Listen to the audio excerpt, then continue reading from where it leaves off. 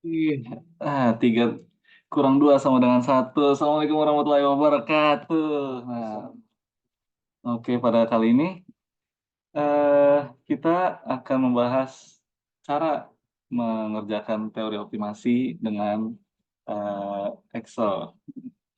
Kembali lagi bersama kami dari divisi akademik.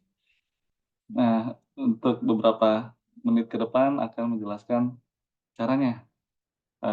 Di sini ada 5 metode, ada yang linear programming, ada simplex, ada dualitas, ada metode transportasi, dan metode jaringan. Oke, yang pertama, kita ke yang linear programming. Nah, di sini, jadi kita diminta untuk mengoptimasikan. Nah, dalam teori optimasi, kita bisa optimasi dengan memaksimalkan atau meminimalkan, tergantung soalnya. Nah, kalau di sini dia mintanya di max, berarti dimaksimumkan. Nah, yang ini namanya constraint atau kendala atau batasannya lah, limitnya. Oke, jadi kalau ini dia objektifnya. Nah, pertama kita masukin dulu persamaannya ke dalam eh, tabelnya. Nah, di sini persamaan objektifnya itu 2,9. Nanti 2,9 ini ditambah, oh, oh itu 2,9 X1 ditambah 1,9 X2 ditambah 2,5 X3. Oke, lanjut kita ke batasan constraint pertama atau kendala pertama. Di sini X2 dikurang X3 lebih dari sama dengan 81. Nah, kalau di sini karena X1 yang nggak ada, jadi kita masukinnya 0. Sini X2-nya 3, X3-nya -1. -1. Nah, di sini lebih dari sama dengan 81. Nah, di sini tandanya lebih dari sama dengan ini 81. Kita sesuaiin aja dengan persamaannya. Oke, lanjut X1 tambah X2 berarti 1, 1. Ini ya, X3 nggak ada jadi 0. Kurang dari sama dengan 89. 89. Oke, lanjut. 3x1 tambah 2x2. Ini 3 tambah 2 tambah 3x3. Kurang dari sama dengan 400. Oke, dapat ya? Udah dimasukin. Nah, untuk memudahkan nanti dalam solvernya, kita ubah persamaannya ini. Biar tandanya sama. Soalnya kan ini tandanya beda sendiri nih, lebih dari sama dengan. Sedangkan dua persamaan lainnya kurang dari sama dengan. Jadi kita ubah aja nih. Yang positif jadi negatif. Berarti ini jadi -3, ini jadi 1. Ini tandanya berubah. Jadi, ya, nah, kurang dari sama dengan, ini jadi -81. Hasilnya akan sama aja. Cuman dia lebih memudahkan saja dalam pengerjaan di solver. Nah, di sini kita masukin rumusnya. Ini. Nah, rumusnya untuk rumus Excel-nya yang X1 dikali ini yang X1 di yang bagian solution. Jadi kita mencari nilai X1, X2 dan X3 sehingga dapat solusi yang paling optimum lah. Jadi kita cari nilai X1, X2, X3, mohon maaf. Eh, jadi berapa nilainya sehingga solusi yang didapatkan tuh dia paling besar. Oke gitu ya. Lanjut kita tambah yang X2 dikali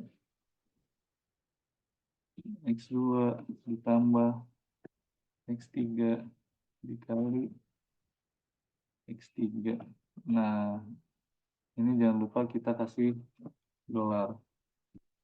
Dolar biar dia nggak eh salah bukan di sini.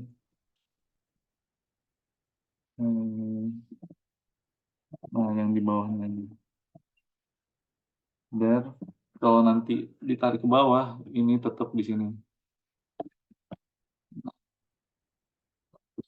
tarik.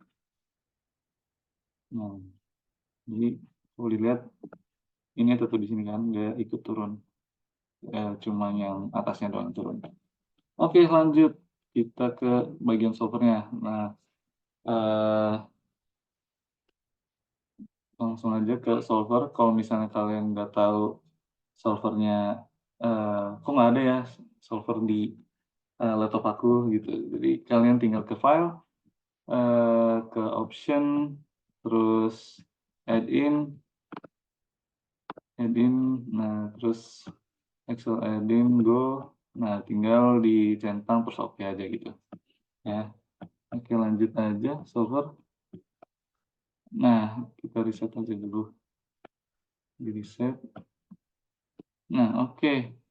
Nah, objektifnya kita taruh di sini yang total ini. Jadi kita klik aja. Nah, terus ini untuk memaksimumkan sini max. Changing variabelnya yang bawah ini x1, x2, x3. Nah, constraint-nya ini yang 3 ini. Batasannya. Jadi nanti berapapun nilai x1, x2, x3 dia harus totalnya kurang dari yang limitnya ini. Gitu. Constraint-nya berarti yang ini tambah. Nah, ada juga dalam optimasi ini ada yang namanya non-negativity limit gitu. Jadi nilai x1, x2, x3 tidak boleh kurang dari 0. Jadi harus lebih dari atau sama dengan 0. Gitu. Nah, udah tinggal gini aja, tinggal solve. Nah, dapet deh hasilnya. Gimana? Mudah bukan? Nah, di sini nilai Z-nya kita samain aja. Nilai Z itu hasil ketika nilai X1, X2, X3 dikalikan dengan persamaan objektifnya. Nah, hasil yang paling maksimalnya adalah 361,1 gitu. Oke, mudah bukan? Lanjut kita ke simplex. Nah, kalau simplex ini dia sebenarnya sama, cuman kalau dikerjakan secara manual ada perbedaan. Nah, bedanya di simplex ini ada yang namanya slack dan surplus. Nah, itu dia mengubah persamaan ini kan dia persamaannya bentuknya per tidak samaan ya. Soalnya kurang dari sama dengan, kurang dari sama dengan, kurang dari sama dengan.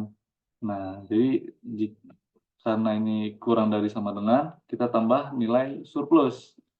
Sehingga surplus ini nilainya berapapun lah, jadi ditambahin ke sini biar hasilnya sama dengan 32.000 gitu kalau di sini ya. Tapi itu mungkin pembahasan lain kali aja. Kita di sini bahas di solvernya aja. Oke. Nah, kita masukin objektifnya di sini memaksimumkan Z sama dengan 40x1, 40x1, 30x2 tambah 50x3.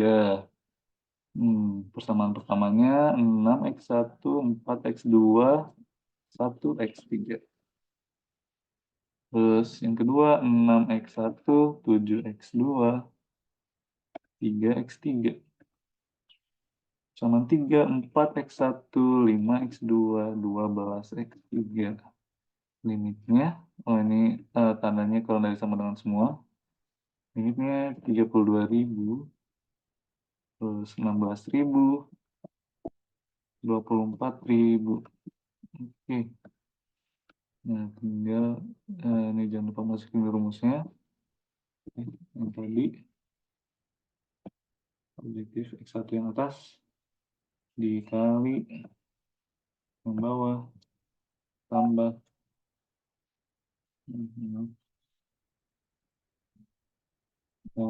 X2 yang atas dikali X2 yang bawah ditambah X3 atas dikali X3 bawah. Oke, jangan lupa di dolar.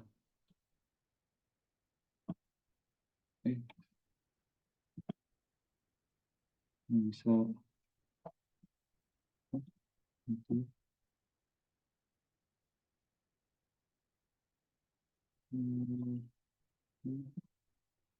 Nah, terus tinggal ditarik ke bawah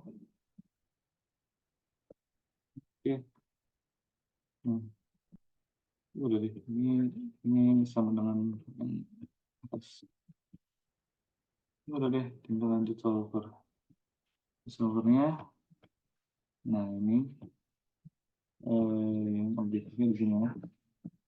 Terus sini max, sini maksimum. Changing variabelnya yang x1 sampai x3. Nah, constraint-nya kurang dari sama dengan yang sebelah sini limitnya. Tambah yang non negativity. Oke. Jadi nggak boleh negatif. Nah, bedanya di solvernya kita ganti ini simplex LP atau simplex linear programming. Solve. Kita bisa. Oke aja. Udah deh, dapat hasilnya. Nah, udah bukan? Nah, lanjut. Ke dualitas. Nah, di dualitas ini sebenarnya dia sama kayak simplex. Cuman dualitas ini teorinya, jadi setiap persamaan dia tuh memiliki dua bentuk. Nah, misalnya di sini untuk di sini soalnya maximize. Nah, jadi sebenarnya dia punya dua bentuk, ada maximize-nya, ada minimize-nya. Nah, gimana tuh? Jadi caranya dari persamaan-persamaan ini kita transpose sehingga jadi yang nanti di limit ini, yang di limitnya jadi di objektif, yang di objektif jadi di limit. Terus bentuknya nanti ditranspose juga ini, yang persamaan ini ya. Jadi kita langsung praktek aja.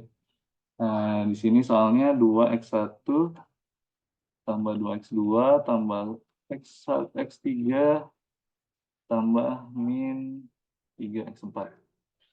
Oke, ini 3x1, x2, ini x3 yang ada 0, terus min x4. Sini x1 tambah x2 tambah x3 tambah x4. Ini min 3x1, x2-nya nggak ada, 2x3 sama 5x4. Oke, limitnya yang pertama kurang dari sama dengan 1, dan kurang dari sama dengan 2, dan sama dengan 2. Oke, seperti biasa. Oh, fungsinya jangan lupa. Oke, x1 objektif dikali x1 output tambah dikali x2 objektif dikali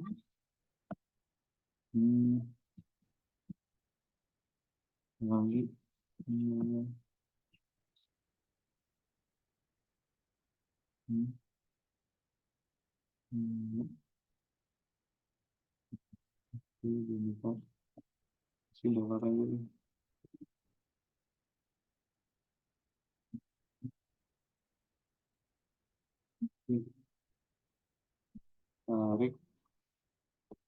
tarik, tarik.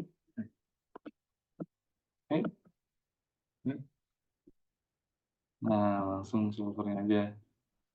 Nah, bentar, ininya bisa sama dengan ini. Nah, solvernya di sini ya, udah benar. Sini soalnya max. Jadi variabel yang x1 sampai x4. Oke, constraint-nya ini kurang dari sama dengan limitnya. Oke, ini lebih dari sama dengan 0. Oke, namanya simplex. Oke, sudah dapat hasilnya 3. Hasil optimumnya 3 dengan x2 dan x3-nya 1. Nah, untuk bentuk dualnya, nah kalau ini bentuk primal namanya. Nah, untuk bentuk dualnya, kita transpose dari si persamaan ini. Nah, yang tadinya di limit sini pindah ke objektif. Nah, ini limitnya 1, 2, 2. Berarti sini X1-nya 1, X2-nya 2, X3-nya 2. Gitu. Oke. Nah, di objektifnya kita pindahin ke limit. Jadi limit. Jadi 2, 2, 1, min 3. Nah, 2, 2, 1, min 3. Nah, samaannya juga kita transpose. Jadi, tadinya kan apa persamaannya 3 3x1 tambah x2 dikurang x4 kan. Nah, kita pindahin ke sini, tapi jadinya menurun. Yang yang persamaan pertama jadi menurun gini. Nah, jadi 3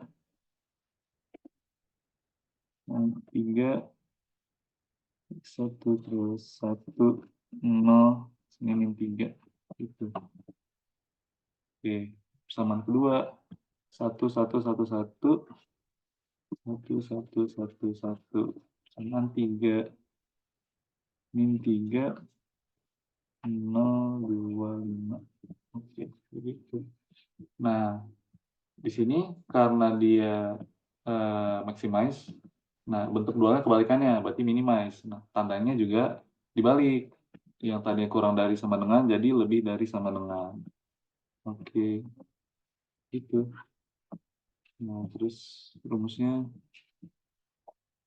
sini masukin lagi. Ini di bawah tambah.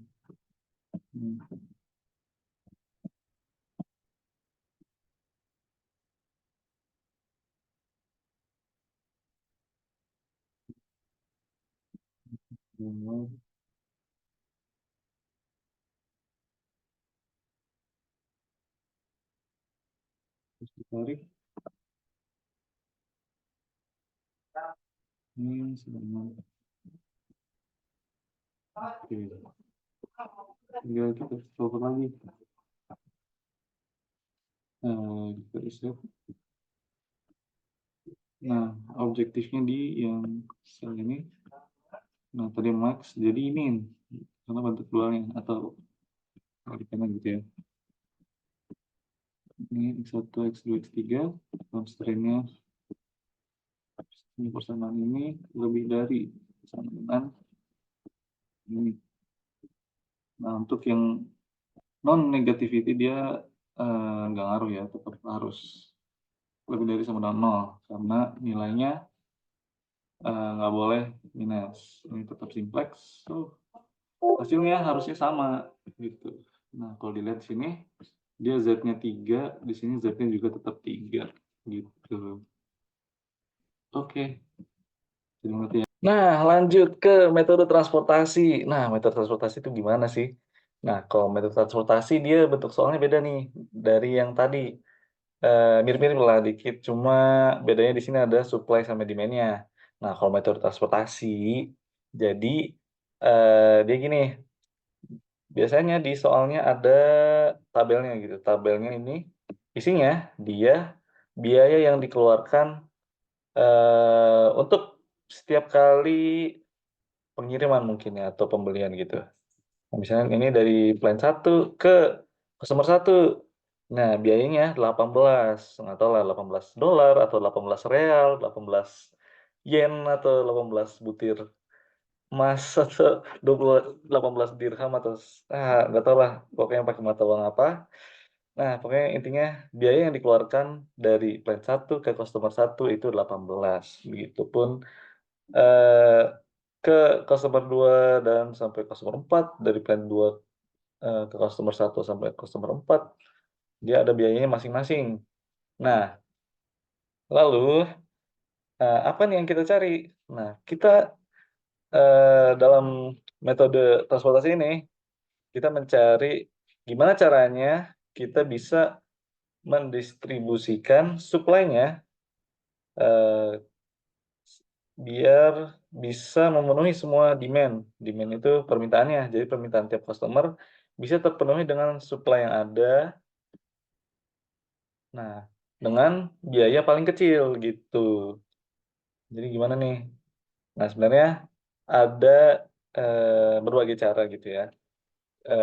Ada yang namanya metode basic. Nah metode basic ini ada 3, ada northwest atau titik pojok, ada least cost, sama metode metode Vogel. Nah, metode basic ini, dia menghasilkan, eee, gimana ya, jadi output-nya tuh dia, eee, dia sama-sama pengen memberikan solusi yang optimal. Nah, cuman mereka tuh solusinya nggak optimal gitu. Nah, jadi itu kayak, makanya dinamain metode basic. Jadi yang solusi yang diberikan tuh solusi basic, nggak optimal-optimal banget gitu. Nah, cuman dari metode basic itu bisa dioptimalkan dengan metode stepping stone namanya. Jadi dari, tabel yang dibikin dari metode basic itu, eee, diotak-atik lah, pokoknya nanti hasilnya jadinya yang paling optimal gitu. Nah, cuman ada cara-cara tertentunya juga. Nah, tapi untuk kali ini kita nggak bahas itu dulu, kita bahas cara pakai solvernya. Mungkin lain waktu kita bisa bahas cara ngerjainnya dengan metode basic, lalu dioptimalkan dengan stepping stone. Kalau sekarang kita, yang instan-instan aja dulu pakai solver gitu. Nah, kalau di solver kita ngerjainnya gini, di supply-nya kita masukin rumus, rumus sum, sum jumlah ya, jumlah dari sini, W, oke, ini, terus kita tarik sini, terus sum demand-nya, sum yang tiap, kolomnya, gitu.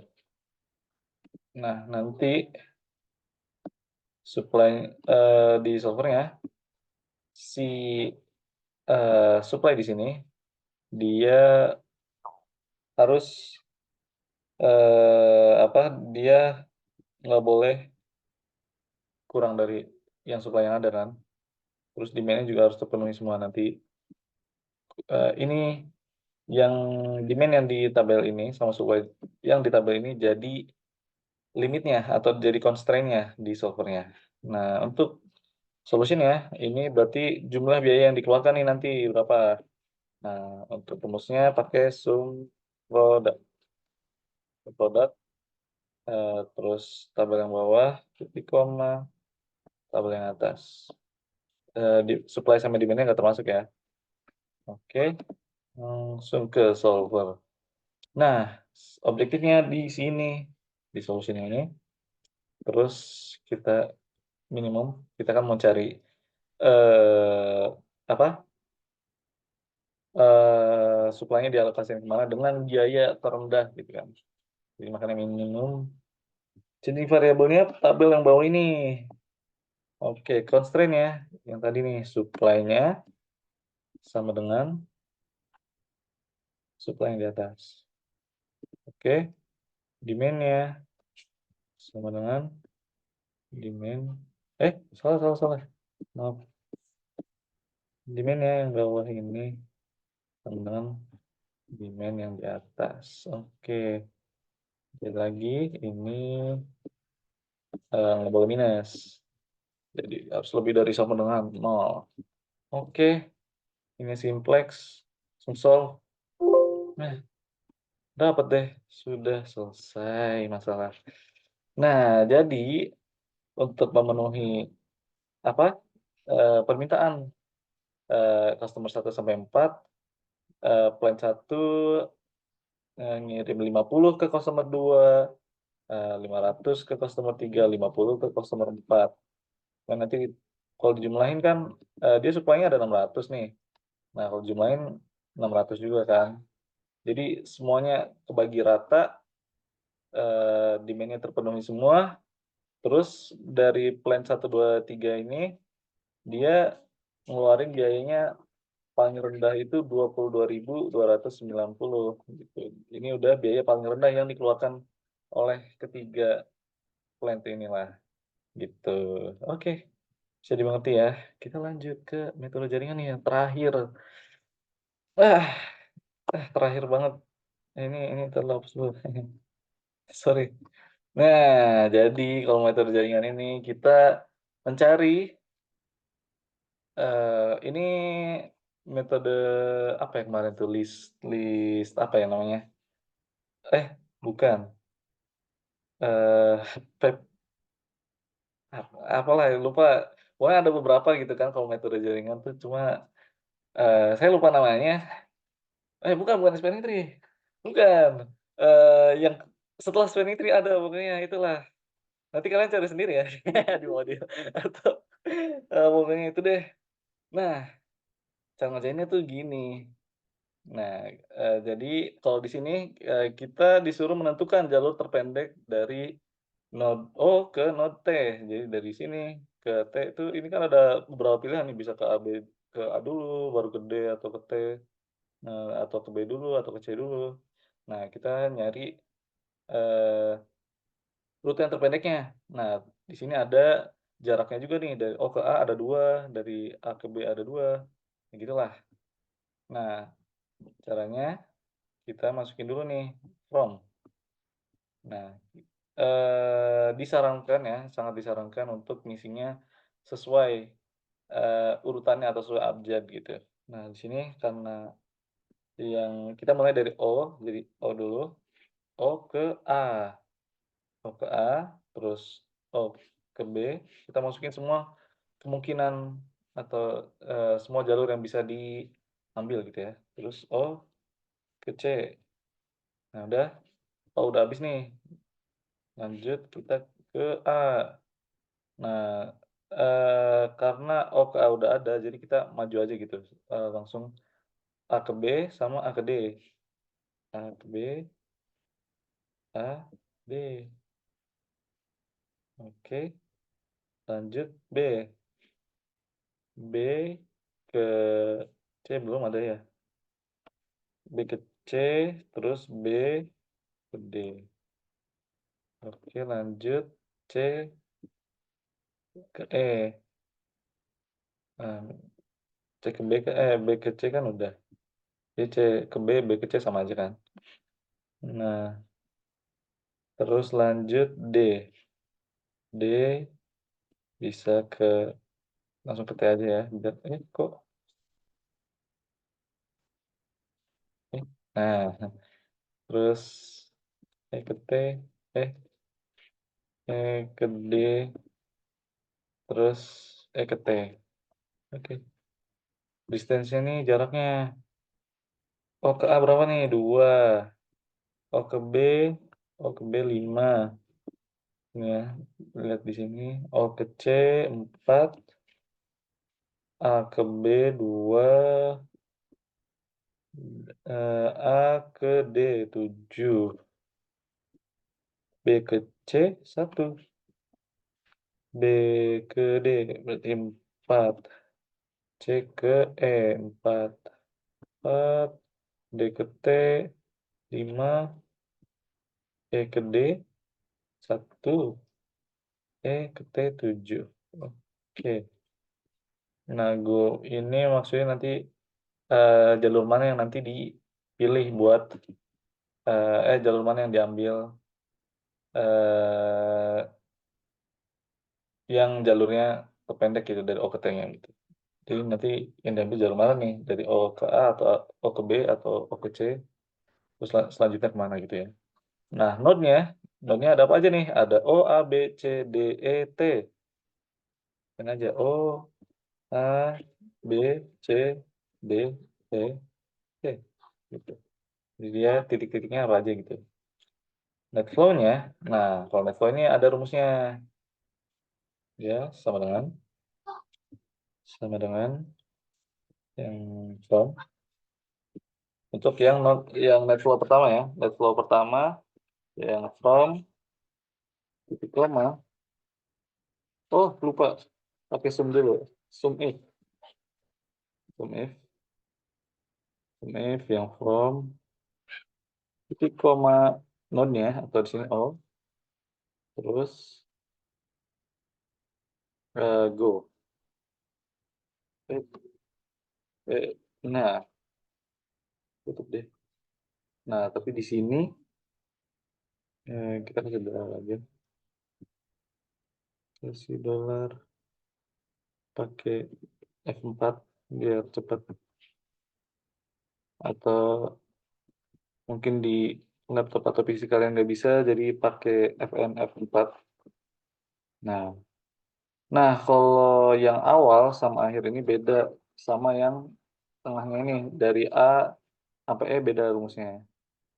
Nah, dia rumusnya sebenarnya mirip yang atas. Eh, eh, ini aja tarik dulu. Nah, sebenarnya mirip. Cuma bedanya di sini kan sum if yang from kan. Nah, di sini dikurang sum if yang to titik koma node-nya yang A, terus go lagi, tutup, kebalik. Nah, ini dolar kunci. Oke, tinggal tarik dari A sampai E. Nah, ini ya tarik aja deh, samain aja. Tarik aja, tinggal hapus nih. Tinggal hapus bagian kok. Nah, yang sini. Nah, yang di sini nah, sini kita hapus bagian yang awalnya yang from kita hapus. Jadi sisain min sum if yang to sama go gitu. Nah, ini ininya kita kasih tanda sama dengan oke. Eh, eh, eh, eh. Nah, tarik aja supply-nya. Jadi ya ini startnya 1, sisanya 0. Nah, untuk destinasinya atau ending ya pokoknya destinasinya gitu ya. Atau tujuan. Nah, itu katanya. Tujuan -1 gitu. Oke, lalu di sini ada total distance. Nah, total distance itu jumlah jarak yang ditempuh pakainya yang sum product. Sum product. Nah, yang go titik koma yang distance. Oke. Udah deh, tinggal kita buka solver. Buka solvernya. Objektifnya di situ betul di F31 temin. Soalnya kita mau nyari jalur terpendek kan. Jadi variabelnya yang go constraint-nya net flow sama dengan supply demand. Oke, men. Nah, oke. Itu aja. Enggak, kita tambahin lagi deh. Sininya nggak boleh kurang dari 0. Harus lebih dari sama dengan 0. Oke. Ini ganti simplex. Nah, oke. Dapat deh hasilnya. Nah, hasilnya berarti dari O ke C, yang diambil O ke C, dari C ke E, terus E ke T gitu. Jadi jalur yang diambil O ke C, ke T, ke E, ke T. Dengan jumlah jaraknya 15 gitu. Udah deh, gitu doang. Hah, UTS teori optimasi gitu doang. Mudah, ya kan? Gitu doang ya. Ya, mungkin cukup sekian.